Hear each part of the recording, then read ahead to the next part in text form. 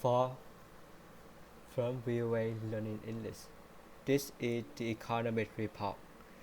The world economy is not growing as fast as many experts had hoped. The International Monetary Fund recently announced it was changing its prediction for future economic activity.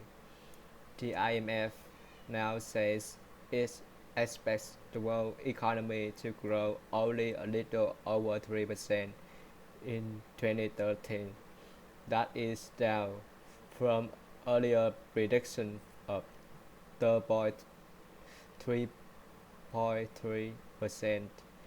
The IMF blamed the slower growth in part in what it called continuing growth disappointments in developing countries and a deeper than expected recessions in Europe and Europe. International demand for goods and services has decreased as people buy less. That is especially true in Europe. There, a debt crisis and government cutting measures have produced a longest economic slowdown in the history of the 17-nation Eurozone.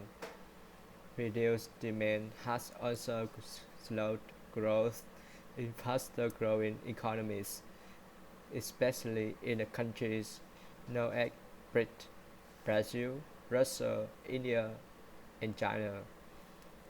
The, the International Monetary Fund has lowered its expectations for economic growth in the United States. Yet recent reports on American housing and employment have suggested slow but, but steady growth. This growth has been strong enough for America's central bank to change policies that keep long-term interest rates at record low levels.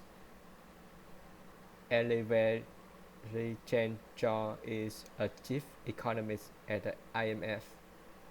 He says rising American interest rates could create difficulties for some countries, but he believes it also be evidence for stronger recovery.